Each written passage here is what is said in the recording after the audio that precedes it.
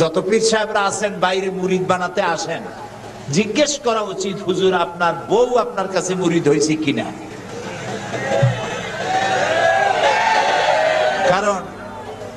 কারণ বউ জানে, বাইরে এসে যতই হুজুর অনেক কিছু নামের আগে মেজমাউল আরিফিন, সিরাজুস সালিকিন, তারপরে কি কুতুবে রব্বানি, গাউসে সামদানি, আশেকে পান্দান, সিয়াহে দান্দান, এই যতই বলা হোক না কেন, কিন্তু আসলে উনি কি ওনার বউ চাইতে কেউ ভালো জানে না। এটা ঠিক কিনা? ও ইমান আনছে কিনা, মুরিদ হয়েছে কিনা, ওইটা দেখা দরকার। ড্রাইভারকে জিজ্ঞেস করা দরকার আপনার হুজুর কেমন, ড্রাইভার বলতে পারবে। ওনার সাথে খাদেমদেরকে একান্তে জিজ্ঞেস করা দরকার হুজুর কেমন, ওনারা বলতে পারবেন। দেখুন, এই পৃথিবীতে নবী করিম সাল্লাল্লাহু আলাইহি ওয়াসাল্লাম যখন ওহী পেলেন, দ্বিতীয় ওহী ছিল ওয়ানজির আশিরাতাকাল আকরাবিন, নিকটবর্তী লোকদেরকে এবার দ্বীনের দাওয়াত দেন। এই সর্বপ্রথম দাওয়াতের জন্য আল্লাহ তাআলা বললেন, আল্লাহর প্রতি, জাহান্নামের প্রতি ভয় দেখান, সতর্ক করুন মানুষদেরকে। সর্বপ্রথম তিনি মনে করলেন নিকটবর্তীদেরকে দাওয়াত দিতে আল্লাহ বলেছেন আগে। তামার নিকটবর্তী খাদিজার চাইতে তো কেউ নাই। খাদিজার কাছে গিয়েই রাসূলুল্লাহ দাওয়াত দিলেন। দাওয়াতটা কি বললেন? খাদিজা, এই যে চোখে দেখা লাত, মানাত, উজ্জা, হুবাল, এর একটাও খোদা না, এগুলো বেহুদা। এগুলা কিছু বানাইতে পারে না, কেউ রে সাহায্য করতে পারে না, এমনকি নিজেকেও বিপদ থেকে রক্ষা করার কোন শক্তি ওদের নাই। এক অদেখা আল্লাহ আছেন, যিনি ছাড়া কোনো ইলাহ নাই। তোমাকে আমাকে তিনি সৃষ্টি করেছেন, তাকে আল্লাহ হিসাবে মানো, যারা দেখা যায় না। আর আমি সেই আল্লাহর শেষ নবী, আমাকে নবী হিসাবে মানো। কত বড় কঠিন কথা, কত বড় কঠিন কথা। প্রিয় ভাই সব, পর্দার আড়ালের মা বোনেরা লক্ষ্য করুন, হযরতে খাদিজাতুল কুবরা রাদিয়াল্লাহু তাআলা আনহা 40 বছরের বয়সের সময় মুহাম্মদ সাল্লাল্লাহু আলাইহি সাল্লামকে বিয়ে করেছিলেন। তখন তার বয়স 25 বছর।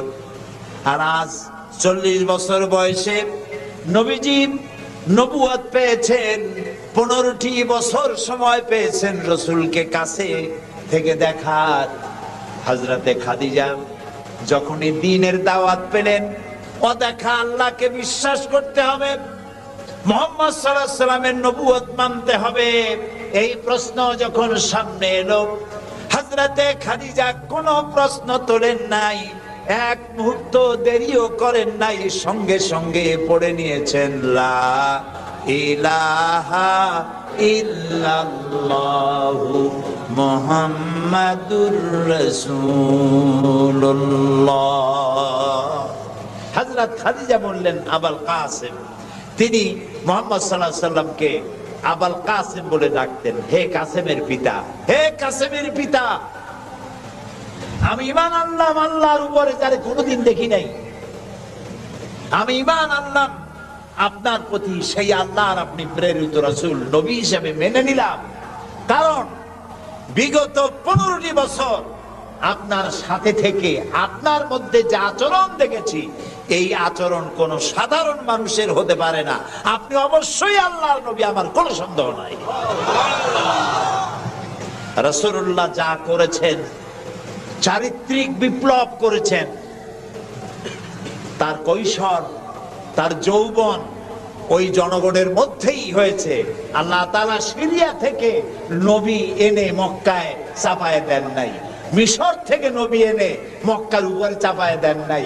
ওই সমাজেই তিল তিল করে তিনি বড় হয়েছেন মানুষের মাঝে। আর মানুষেরা এক পর্যায়ে মুহাম্মদ এই নামটা ভুলিয়ে গেল, তাকে ডাকা শুরু করলো আল আমিন বলে। সুবহানাল্লাহ। এটা নবুয়ত পাওয়ার অনেক আগে তাকে ডাকতো আল আমিন। বিপদে পড়লে বলতো চলো আল আমিনের কাছে যাই, ঝগড়া হলে বলতো চলো আল আমিনের কাছে যাই, আমানত রাখতে হবে চলো আল আমিনের কাছে যাই। তার নামই লোকেরা ভুলে গেল। এক পর্যায়ে নাম প্রচারিত হলো আল আমিন, মানে কি? বিশ্বাসী। তিনি নিজেকে তিল তিল করে পড়েছেন, আল্লাহ তাআলা গড়ে তুলেছেন তাকে। হযরতে খাদিজা তার প্রতি ঈমান আনলেন। রাসূলুল্লাহ দাওয়াত দিলেন তার বন্ধু, যার সাথে তার বন্ধুত্ব ছিল 20 বছরের, হযরতে সাইয়েদুনা আবু বকর রাদিয়াল্লাহু তাআলা আনহু, 20 বছরের বন্ধু। হযরত আবু বকরের কাছে রাসূলুল্লাহ যখন দাওয়াত দিলেন যে আমি আল্লাহ রসুল, আমার উপর ঈমান আনো, এক আল্লাহর উপর ঈমান আনো, হযরত আবু বকরও এক মুহূর্ত দেরি করেন নাই, বলেছেন আপনি অবশ্যই আল্লাহর নবী, আমার তো কোনো সন্দেহ নাই এর মধ্যে। সুবহানাল্লাহ। রাসূল পাক সাল্লাল্লাহু আলাইহি সাল্লাম এই মক্কি জিন্দেগিতে মানুষদেরকে তৈরি করলেন আল্লাহর ইচ্ছা মাফিক। তিনি দাওয়াত দিলেন একটি, তিনি আল্লাহর দাওয়াত দিলেন। এই দাওয়াত দিতে গিয়ে হযরত মুসা আক্রান্ত হয়েছেন, ইব্রাহিম আলাইহিস সালাম আক্রান্ত হয়েছেন, নবী করিম সাল্লাল্লাহু আলাইহি সাল্লাম আক্রান্ত হয়েছেন। আবু জাহেল, আবু লাহাব, উতবা, শাইবা, মুগীরা সবাই মিলে বলেছে আবু তালেবের কাছে মুহাম্মদ সাল্লাল্লাহু আলাইহি সাল্লামকে বলুন যেন লা ইলাহা ইল্লাল্লাহর দাওয়াতটা না দেয়। এই দাওয়াতটা যদি না দেয়, যত বড় সুন্দরী মেয়ে উনি পছন্দ করবেন তার সাথে বিয়ে দিয়ে দেব, টাকা চাই, সোনা চাই, সব দেব, নেতৃত্ব চাই তাও দেব। আল্লাহর নবীর কাছে এই প্রস্তাব যখন এলো, নবীজি বললেন আমার চাচা আপনি ওদেরকে শোনায় দেন, ওদের পক্ষে যেটা দেওয়া সম্ভব সেটা তো দেওয়া দূরের কথা, যেটা দেওয়া সম্ভব নয় তাও যদি ওরা আমাকে দিতে পারে, আকাশের সূর্যটা এনে যদি আমার ডান হাতে উঠায় দেয়, আর আকাশের পূর্ণিমার চাঁদটা যদি আমার বাম হাতে উঠায় দেয়, এর বিনিময়ে আমি মুহাম্মদুর রাসূলুল্লাহ সাল্লাল্লাহু আলাইহি ওয়াসাল্লাম এক মুহূর্তের জন্য তাওহীদের দাওয়াতকে বন্ধ করে দেব না। নবী করিম সাল্লাল্লাহু আলাইহি ওয়াসাল্লাম মক্কি জিন্দেগিতে মানুষের কাছে কালেমার দাওয়াত পৌঁছালেন। আর মূল লক্ষ্য হচ্ছে পৃথিবী কার? বলেন পৃথিবী কার? আইন চলবে কার? আল্লাহর। সেই আইন প্রতিষ্ঠা করার জন্য একা একা করা যাবে না, একটা জনগোষ্ঠী তৈরি করা দরকার, একটা দক্ষ জনশক্তি তৈরি করা দরকার, যারা দেশ পরিচালনায় যোগ্য। এরকম লোক রাসূলুল্লাহ মক্কির জীবনে 13 বছরে দক্ষ একটা জনগোষ্ঠী তৈরি করে ফেললেন। সুবহানাল্লাহ। দেখছেন দক্ষ কারে কয়? আবু বকর, ওমর, ওসমান, আলী, খাব্বাব, খুবাইব, আমের, তালহা, জুবাইর, আবু উবাইদা ইবনুল জাররাহ রিদওয়ানুল্লাহ তাআলা আলাইহিম আজমাইন, এই সব লোক তৈরি হয়ে গেল। সুবহানাল্লাহ। এই সব লোক তৈরি হয়ে যাওয়ার পর যে উদ্দেশ্যে রাসূলকে পাঠানো হয়েছিল সেই উদ্দেশ্য এখন কার্যকরী হচ্ছে। আমরা তো উল্টো পাল্টা কাম করি। 12ই রবিউল আউয়াল আসলেই পতাকা দিয়ে রাজধানী সাজাই, 12ই রবিউল আউয়াল আসলেই বিরাট একটা মিছিল, কোন একজন লোককে সামনে রাখা তারপর একটা মিছিল শুরু হয়ে গেল, তোমপে লাখো সালাম। কতগুলো পতাকা নিয়ে লাখো সালাম দিলাম, হাজার হাজার গাড়ি নিলাম, লোকজন নিলাম, এরপরে এক জায়গায় বসে নবী সালাম আলাইকা, ইয়া রাসূল সালাম আলাইকা, গরম গরম জিলাপি। রবিউল আউয়াল শেষ, রাসূলুল্লাহর মহব্বত শেষ। বিশ্বাস করুন, এই সমস্ত জিনিস দিয়ে মূল টার্গেট থেকে মুসলমানদেরকে সরিয়ে দেওয়া হচ্ছে। আপনারা আমাকে জবাব দেন, যারা এই সব কাজ করে তারা বলে রাসূলুল্লাহর ভালোবাসায় করি। আপনি কি পারবেন রাসূলুল্লাহর লাখো সাহাবীদের মধ্যে একজন সাহাবীও রাসূলুল্লাহকে যে ভালোবাসা দিয়েছেন, পৃথিবীর সব মুসলমান একত্রিত হয়ে অতটা ভালোবাসা কেউ কি দিতে পারবে? পারবে? এবার বলেন, সাহাবীরা এরকম কোন মিছিল করেছেন রাসূলুল্লাহর জন্মদিনে? তার জন্মদিবস পালন করেছেন? করেন নাই। যেটা হাদিসে নাই আমরা তা করতে পারি না। যে মিলাদ এখন পড়া হয়, যে সিস্টেমে পড়ানো হয়, একত্রিত হয়ে নবী সালাম আলাইকা, রাসূল সালাম আলাইকা,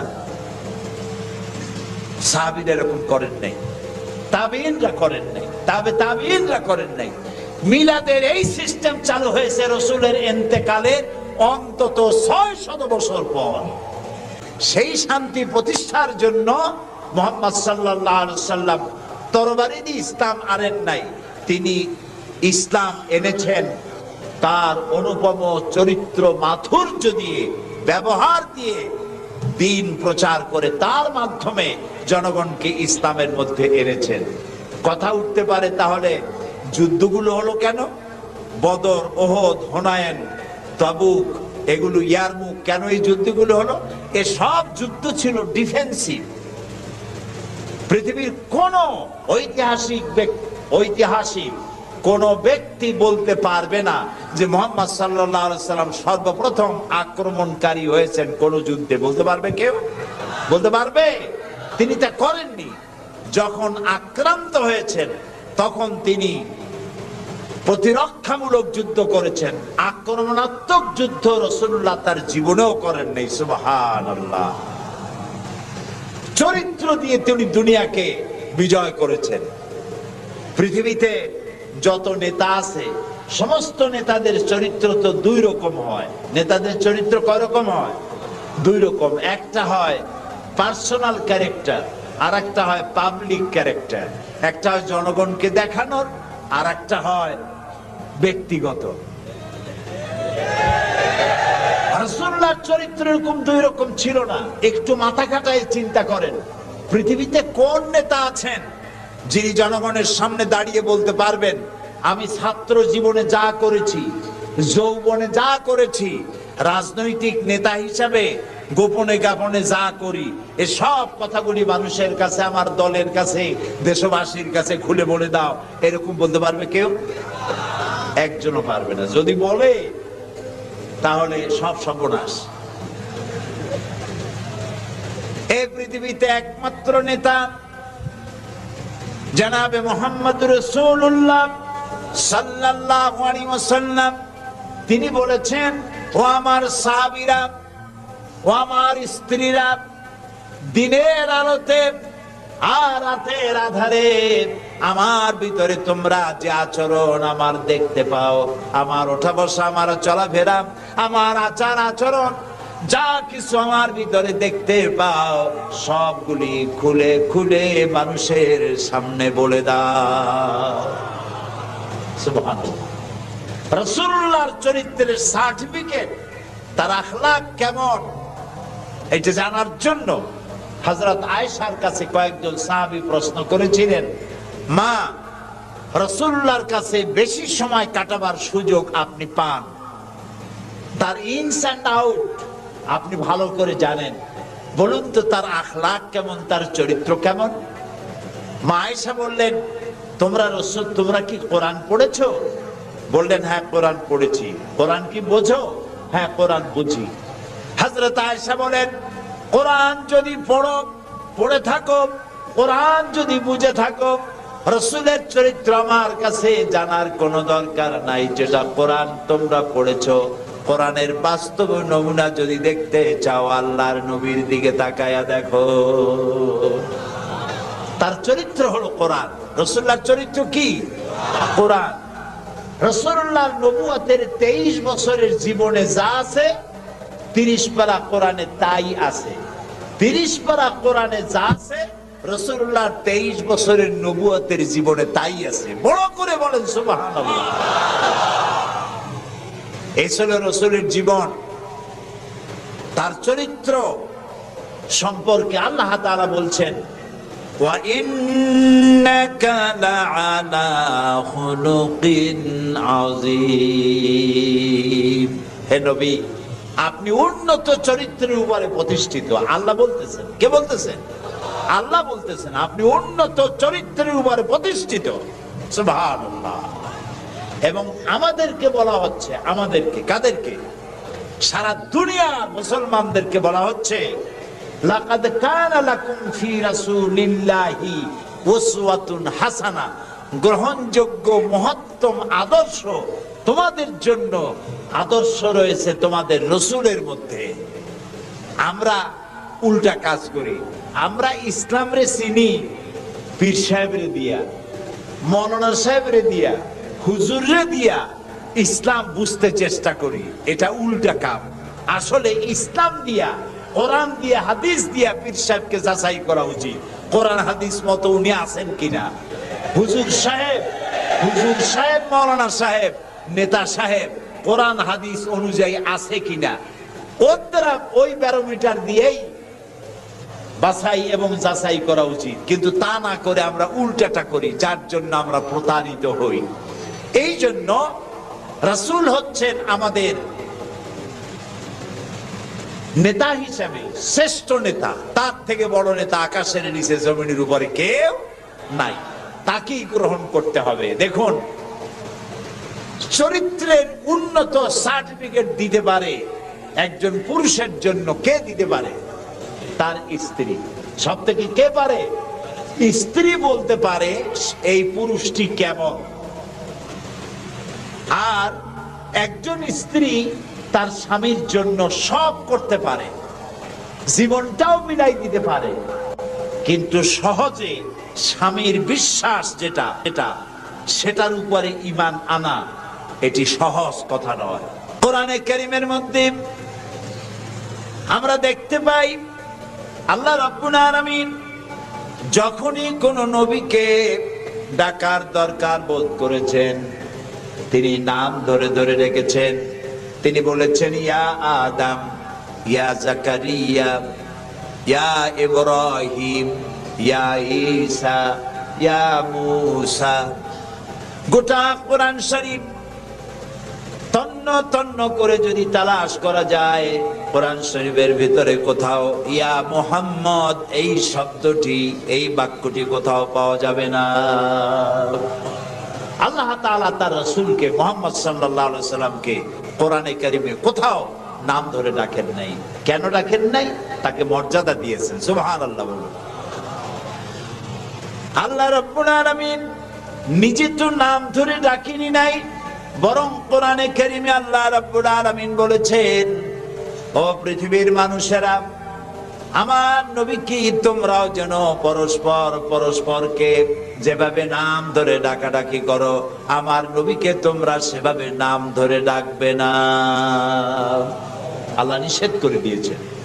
কোরআনে কারীমের মধ্যে আল্লাহ তাআলা তাকে নাম ধরে ডাকেন নাই এবং তার মর্যাদা সমস্ত নবীদের চাইতে বেশি দিয়েছেন। পৃথিবীতে যত নবী এলেন, সমস্ত নবীরা এসেছেন যার যার এলাকার উপরে ভিত্তি করে, ভাষার উপরে ভিত্তি করে, গোত্রের উপরে ভিত্তি করে।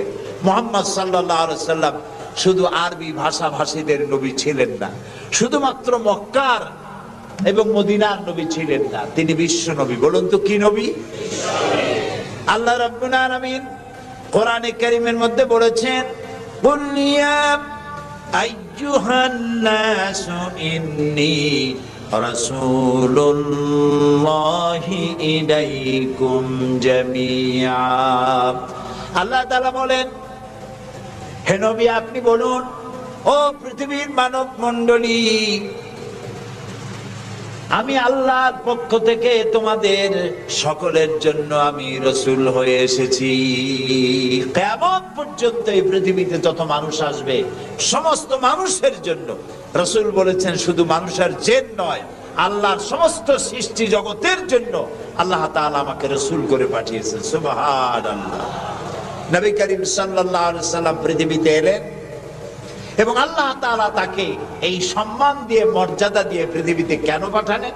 সূরা ফাতহার মধ্যে আল্লাহ তাআলা বলছেন, হুয়াল্লাযী আরসালা রাসূলাহু বিল হুদা ওয়া দীনিল হক লিইয়ুযহিরাহু আলাদ-দীনি কুল্লিহি ওয়া কাফা বিল্লাহি শাহীদা। আল্লাহ তাআলা বলেন যে তিনি আল্লাহ, যিনি তার রাসূলকে দ্বীনে হক আর সত্যের বিধান সহকারে পৃথিবীতে পাঠিয়েছেন। কেন? লিইয়ুযহিরাহু আলাদ-দীনি কুল্লিহি, যাতে করে তিনি মানুষের তৈরি করা সকল মতবাদের উপরে ইসলামকে বিজয়ী করে দিতে পারেন। এই জন্য আল্লাহ তাআলা রাসূলকে এই পৃথিবীতে পাঠিয়েছেন। সুবহানাল্লাহ। রাসূলুল্লাহ পৃথিবীতে আসলেন এবং তিনি চরিত্র দিয়ে, যুদ্ধ করে নয়, ইসলাম প্রচার করেছেন কি দিয়ে বলেন? তরবারি দিয়ে নয়। ইসলাম, ইসলাম মানে শান্তি, শান্তির ধর্ম। ইসলাম কিসের ধর্ম? শান্তির ধর্ম। মুসলমান কারা? যারা শান্তি প্রতিষ্ঠা করে তারাই। আর আল্লাহর এক নাম হচ্ছে সালাম। আল্লাহর এক নাম কি বলেন সবাই? সালাম। আল্লাহর নাম শান্তি, ইসলাম শান্তি। মুসলমানেরা চায় শান্তি। আমার উপর ঈমান আনতেও পারো, আর যদি ইচ্ছা হয় আমার সাথে কুফরিও করতে পারো। যেহেতু তুমি গাছ না, সূর্য না, চন্দ্র না, তুমি মানুষ, আমি তোমাকে সম্মান দিয়েছি, সেজন্য তোমার এখতিয়ারে ছেড়ে দিয়েছেন, বিবেকও দিয়েছি। এই বিবেক দিয়ে তুমি বুঝতে পারবা পথ কোনটা। আল্লাহ বলছেন আমার দায়িত্ব হলো ওয়া আলাল্লাহি কাসদুস সাবিল, সোজা রাস্তা বলে দেওয়ার দায়িত্ব আমার। সুবহানাল্লাহ। আমি বলে দিয়েছি সোজা রাস্তা কোনটি। আল্লাহ তাআলা বলেন সূরা ইব্রাহিমের মধ্যে আলিফ লাম রা কিতাবুন আনজালনাহু ইলাইকা লিতুখরিজান নাসা মিনাজ-জুলুমাতি ইলান নূর। আল্লাহ তাআলা বলেন হে নবী, আমি আপনার উপর একখানা কিতাব অবতীর্ণ করলাম। এটা একটি কিতাব নাজিল করলাম এই জন্য লিতুখরিজান নাসা মিনাজ-জুলুমাতি ইলান নূর, যাতে করে আপনি মানব মণ্ডলীকে অন্ধকার সমূহ থেকে আলোর দিকে নিয়ে আসতে পারেন। লক্ষ্য করুন কথা আল্লাহ, আমি কার কথা শোনাচ্ছি? অন্ধকার সমূহ থেকে আলোর দিকে নিয়ে আসতে পারেন। ওলামারা যারা আলেম তারা বুঝবেন, কোরআন শরীফে আল্লাহ তাআলা অন্ধকারের কথা যত জায়গায় বলেছেন বহু বচনে বলেছেন, এক বচনে বলেন নাই। আর আলোর কথা যখন বলেছেন তখন এক বচনে বলেছেন, বহু বচনে বলেন নাই। নূরের বহু বচন হলো আনোয়ার, এই শব্দটি কোরআন শরীফের মধ্যে নাই। আল্লাহ এখানে কি বলছেন? আমি আপনার উপরে কিতাব অবতীর্ণ করলাম এই জন্য যাতে করে আপনি মানব মণ্ডলীকে অন্ধকার সমূহ থেকে আলোর দিকে আনতে পারেন। অন্ধকার সমূহ কি? অন্ধকার সমূহ হচ্ছে মানব রচিত যত মতবাদ, এ সবগুলো কি বলেন সবাই? অন্ধকার। আর ইসলাম হলো আলো। অন্ধকারের অনেক রূপ হয়, আলোর রূপ হয় মাত্র, বলেন কয়টা হয়? দেখুন, অঙ্ক যেদিন পরীক্ষা হয়, মেট্রিক হোক আর দাখিল পরীক্ষা হোক, অঙ্কের যে পরীক্ষাটা যেদিন হয় সেদিন অঙ্ক পরীক্ষা দিতে গিয়ে যাদের অঙ্ক ভুল হয় তাদের ফলাফল একরকম হয় না বহু রকম হয়? ভুল যা হয় কয় রকম হয়? আর অঙ্ক যাদের রাইট হয় তাদের কয় রকম হয়? একরকম। তাহলে এর দ্বারা কি বোঝা যায়? সত্যের রূপ একটা আর ভুলের রূপ অনেকগুলো। এই জন্য আলোর রূপ একটা, অন্ধকারের রূপ অনেক। যেমন বিদ্যুতের আলো, কেরোসিনের আলো, হেসাকের আলো, চাঁদের আলো, সূর্যের আলো, যত রকমের আলো আছে সব আলোর রূপ একটাই, কিন্তু অন্ধকারের রূপ বিভিন্নতর। সবে কাজেবের এক রকমের অন্ধকার, অমাবস্যার আর এক রকমের অন্ধকার, রাতের আধারের আর এক রকম অন্ধকার, মেঘাচ্ছন্ন হওয়ার আর এক রকম অন্ধকার, কুয়াশাচ্ছন্ন হওয়ার আর এক রকম অন্ধকার, দরজা জানালা ভেন্টিলেটর সব বন্ধ করে দেওয়ার আর এক রকমের অন্ধকার। অন্ধকারের রূপ অনেক আর আলোর রূপ একটা। আল্লাহ বলছেন কোরআন এই জন্য নাজিল করেছি লিতুখরিজান নাসা মিনাজ-জুলুমাতি ইলান নূর, মানুষের তৈরি করা যত মতবাদ সব অন্ধকার, আর ইসলাম হচ্ছে আলো। আল ইসলাম নূর, ইসলাম হচ্ছে আলো। আলোর রূপ একটা। আলোর রূপ কয়টা? আল্লাহ তাআলা বলছেন ওয়া আলাল্লাহি কাসদুস সাবিল, আমি সোজা রাস্তা বলে দেব, যেখানে আছে অসংখ্য বাঁকা পথ, সেই সোজা রাস্তার নাম কি বলতে পারবেন? মাশাআল্লাহ, আপনারা সবাই বলতে পেরেছেন। সেই ইসলাম, সেই পথের নাম ইসলাম। এই ইসলামের পথ প্রদর্শক ছিলেন আল্লাহর নবীরা। দুনিয়ায় যত নবী আল্লাহ পাঠিয়েছেন সমস্ত নবীরা হচ্ছেন ইসলামের পথ প্রদর্শক। কিন্তু বইপত্রে অনেক সময় একটা কথা ভুল লেখে, তারা লেখে মুহাম্মদ সাল্লাল্লাহু আলাইহি ওয়াসাল্লাম ইসলাম ধর্মের প্রবর্তক। এটা একটি ভুল কথা। প্রবর্তক অর্থাৎ যিনি শুরু করেন, যিনি যে জিনিসটা চালু করেন তিনি ওইটার প্রবর্তক হন।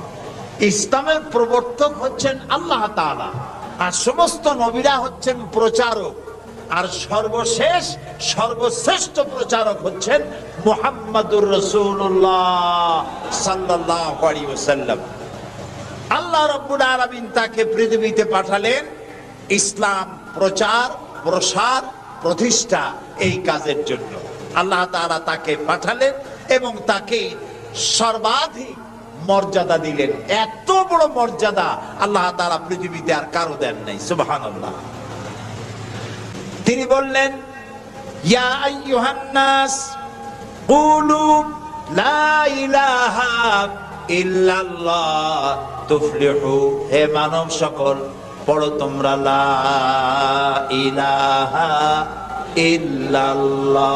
জোরে পড়েন লা ইলাহা ইল্লাল্লাহ, লা ইলাহা ইল্লাল্লাহ। একথা ঘোষণা করে দাও, কোন ইলাহ নাই, কোন আইনদাতা নাই, বিধানদাতা নাই, শাসনকর্তা নাই, কেউ নাই ইল্লাল্লাহ, আল্লাহ ছাড়া।